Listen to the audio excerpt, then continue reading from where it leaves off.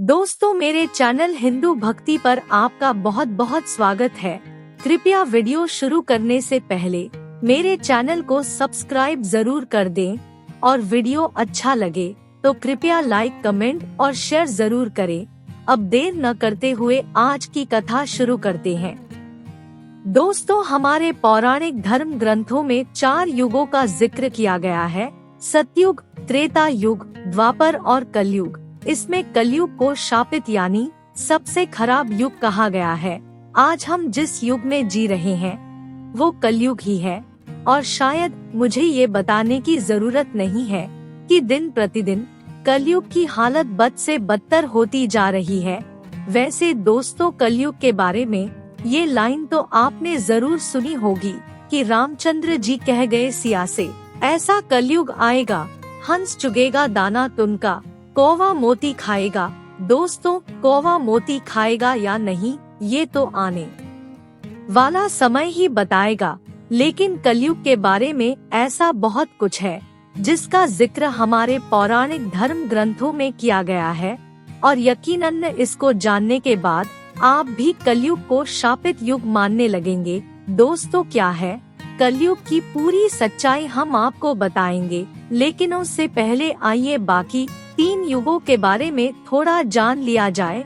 सतयुग यानी सच का युग। दोस्तों, सनातन धर्म का सबसे पहला युग सतयुग है, जिसे सत्य का युग भी कहा जाता है। पुराणों में सतयुग की काल अवधि 1,70,28,000 साल बताई गई है। सतयुग में प्रतीकात्मक रूप में धर्म के 4 स्तंभ थे: तप, सत्य, शुद्धि और दया। आप इन्हें धर्म के 4 पैर भी कह सकते हैं। उस समय इंसानों की लंबाई 32 फुट हुआ करती थी, यानी जरा सोच कर देखिए, उस समय का इंसान लगभग 21 हाथ जितना लंबा होता था। सतयुग में इंसानों की आयु भी काफी ज्यादा हुआ करती थी। उस समय का इंसान 10,000 वर्ष से 1,00,000 वर्ष तक जीवित रहता था। सतयुग में धरती पर पाप की मात्रा 0 होती थी, यानी पाप क्या होता है सतयुग के लोगों को पता तक नहीं था। उस समय के लोगों में पुण्य सबसे अधिक हुआ करता था, यानी कि सतयुग में जितने भी लोग थे सबके सब पुण्य आत्मा थे।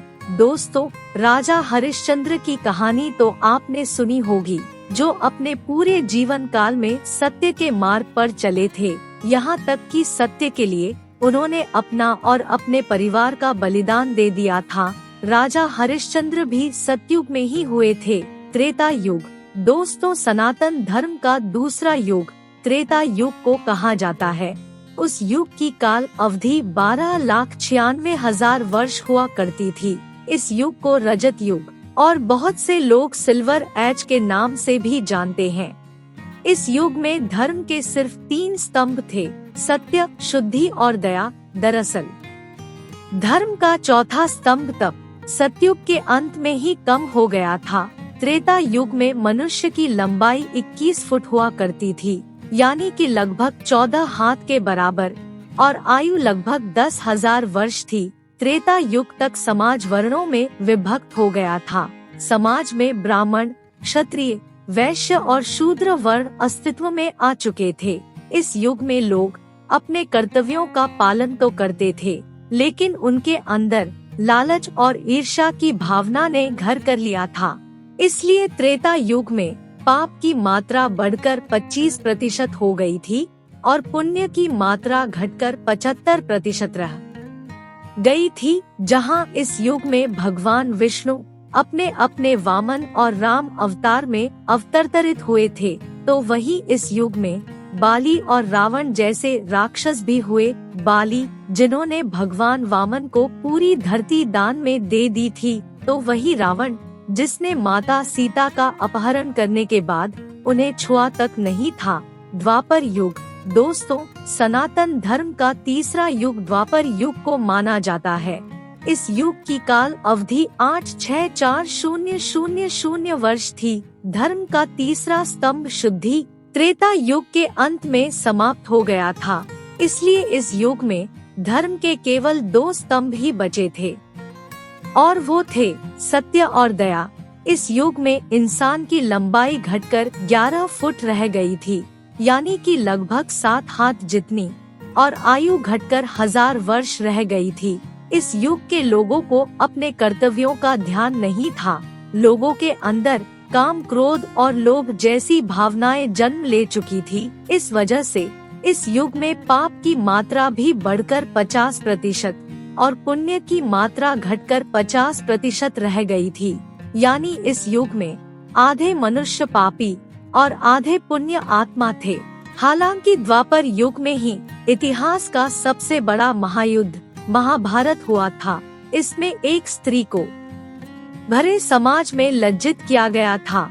अधर्म को बढ़ता हुआ देखकर इस युग में भगवान विष्णु अपने श्री कृष्ण अवतार में अवतरित हुए थे और धर्म की स्थापना के लिए उन्होंने महाभारत के महायुद्ध में पांडवों का साथ दिया था। साथ ही साथ इस युग में भगवान श्री कृष्ण ने कुरुक्षेत्र की युद्ध भूमि में अर्जुन को गीता का ज्ञान देकर संपूर्ण मानव समाज को धर्म के मार्ग से परिचित करवाया था। कलयुग दोस्तों सनातन धर्म का चौथा और आखिरी युग है। कलयुग पुराणों में कलयुग की काल अवधि 432,000 वर्ष बताई गई है। वर्तमान का युग कलयुग ही है। अभी कलयुग का प्रथम चरण ही चल रहा है। पुराणों को ध्यान में रखकर विशेषज्ञों की गणना के अनुसार अभी कलयुग में 5000 वर्ष ही बीते हैं, यानी कि कलयुग का अंत होने में अभी 427,000 वर्ष बचे हुए हैं। इस युग में धर्म का केवल एक ही स्तंभ दया बचा हुआ है, जो कि इस युग के अंत तक समाप्त हो जाएगा। वही इस युग में पाप की मात्रा 75% और पुण्य की मात्रा 25% बताई गई है। साथ में ये भी कहा गया है कि पुण्य की ये मात्रा कलयुग के अंत में घटकर 0 हो जाएगी। इस युग में इंसान की औसत लंबाई 5 फीट 5 इंच बताई गई है और आयु 80 से 90 साल बताई गई है। लेकिन साथ में विष्णु पुराण में ये भी बताया गया है कि जैसे जैसे कलयुग का अंत नजदीक आएगा, मनुष्य की आयु सीमा घटती जाएगी और अंत में मनुष्य की आयु घटकर मात्र 20 से 30 साल तक रह जाएगी। उस समय छोटे छोटे बच्चे गंभीर बीमारियों का शिकार होंगे।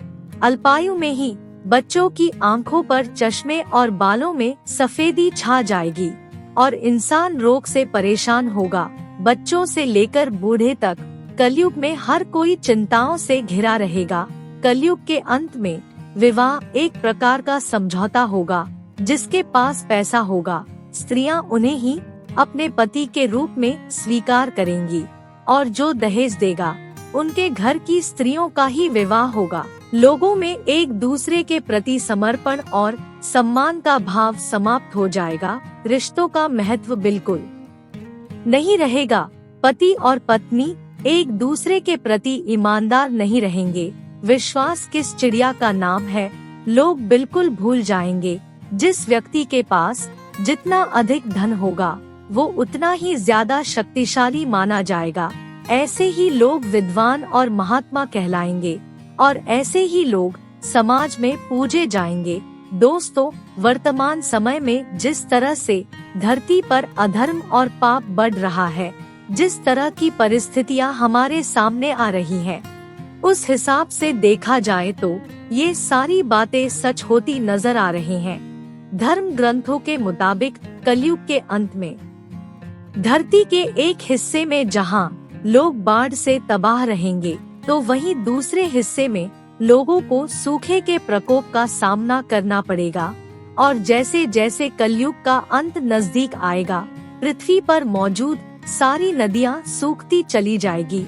और दोस्तों, जैसा कि आप सभी देख रहे हैं, इस कलयुग में पद्मा सरस्वती नदी का लोप पहले ही हो चुका है। अब मात्र सिर्फ एक गंगा नदी बची है। ये भी कलयुग के अंत तक विलुप्त हो जाएगी। उसके बाद पानी की कमी की वजह से धरती फटने लगेगी और फिर एक समय ऐसा आएगा जब लोग पानी की बूंद बूंद के लिए तरस तरस कर अपने प्राण त्यागने लगेंगे। उस समय धरती पर सिर्फ चारों ओर अधर्म का ही बोलबाला होगा। लोगों के हृदय से दया भाव समाप्त हो गया होगा। लोग सिर्फ अपने बारे में सोचेंगे और खाने के एक दाने के लिए अपनों का खून बहाने से भी नहीं कतराएंगे। कलयुग में पाप की सीमा पार हो जाएगी। लोगों के हृदय में धर्म का स्थान अधर्म ले लेगा। तब धरती पर दुष्टों के संहार के लिए भगवान विष्णु अपने कल की रूप में आवर्तित होंगे।